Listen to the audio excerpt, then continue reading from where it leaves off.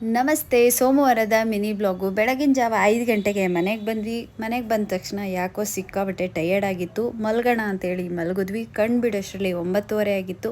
ಅಷ್ಟರಲ್ಲಿ ಎದ್ದು ಅಡುಗೆ ಮನೆಗೆ ಬಂದರೆ ನಮ್ಮಮ್ಮ ನುಗ್ಗೆಕಾಯಿ ಸಾಂಬಾರು, ಅನ್ನ ಮತ್ತು ಟೀ ಇಷ್ಟನ್ನು ರೆಡಿ ಮಾಡಿ ಇಟ್ಟಿದ್ರು. ಎದ್ದೋಳು ಬ್ರಷ್ ಮಾಡಿಕೊಂಡು ಸ್ವಲ್ಪ ಬಿಸಿನೀರು ಕುಡಿದು ಮತ್ತು ಟೀ ಕುಡಿದು ಯಾಕೋ ಮೈಕೈ ನೋವು, ತಲೆನೋವು, ಜ್ವರ ಥರ ಇತ್ತು.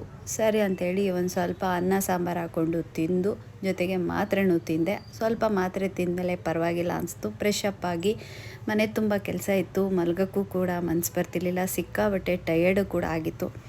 ಸರಿ ಅಂತೇಳಿ ಒಂದು ಸ್ವಲ್ಪ ಹೊತ್ತು ರೆಸ್ಟ್ ಮಾಡಿ ಆನಂತರ ಬಟ್ಟೆಗಳನ್ನೆಲ್ಲ ವಾಷಿಂಗ್ ಮಿಷಿನ್ಗೆ ಹಾಕೋಣ ಅಂತೇಳಿ ತೊಗೊಂಡೋಗಿರೋ ಬಟ್ಟೆ ಎಲ್ಲ ಈಚೆ ಇಟ್ಟೆ. ಮನೇಲಿ 2 ದಿನ ನಾವು ಮನೇಲಿ ಇಲ್ಲದೆ ಇರೋದಕ್ಕೆ ಸಿಕ್ಕಾಬಟ್ಟೆ ಧೂಳಾಗಿತ್ತು. ಸಿಕ್ಕಾಬಟ್ಟೆ ಮನೆ ತುಂಬ ಸ್ವಲ್ಪ ಧೂಳು ಕಸ ಎಲ್ಲ ಇತ್ತು. ಸರಿ ಎಲ್ಲ ತೆಗೆದು ನೀಟಾಗಿ ಕ್ಲೀನ್ ಮಾಡಿಬಿಡೋಣ, ಆಮೇಲೆ ಬೇಕಾದ್ರೆ ರೆಸ್ಟ್ ಮಾಡೋಣ ಅಂತೇಳಿ ಮನೆ ಕ್ಲೀನ್ ಮಾಡ್ಕೊಳ್ಳೋಣ ಅಂತೇಳಿ ಫಸ್ಟು ಮನೆಯ ಕಸ ಎಲ್ಲ ಗುಡಿಸಿ ಮನೆಯೆಲ್ಲ ಒರೆಸ್ಕೊಂಡು ಆನಂತರ ಬಟ್ಟೆಗಳಿತ್ತು. 2 ಟ್ರಿಪ್ಪು ಬಟ್ಟೆಗಳ್ನು ಕೂಡ ವಾಷಿಂಗ್ ಮಿಷಿನ್ಗೆ ಹಾಕಿ ಆರಾಕ್ದೆ. ಅಷ್ಟ್ರಲ್ಲಿ ನೋಡಿದ್ರೆ ಸ್ವಲ್ಪ ಮಳೆನೂ ಕೂಡ ಸ್ಟಾರ್ಟ್ ಆಯಿತು. 2 ದಿನ ನಾವು ಊರಲ್ಲಿ ಇಲ್ಲದೆ ಇರೋದಕ್ಕೆ ಗಿಡಕ್ಕೆ ನೀರಿಲ್ಲದೆ ಗಿಡಗಳೆಲ್ಲ ಬಾಡೋಗಿತ್ತು.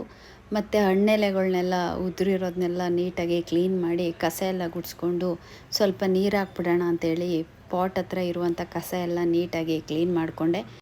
ಎಲ್ಲ ಗಿಡಗಳಿಗೂ ಸ್ವಲ್ಪ ನೀರು ಹಾಕ್ತೆ. 2 ದಿನ ನೋಡಿಲ್ಲ ಅಂದರೆ ಹಸ್ವಾಗಿ ಇರೋ ಗಿಡ ಎಲ್ಲ ಒಣಗೋಗ್ಬಿಡ್ತಿತ್ತು.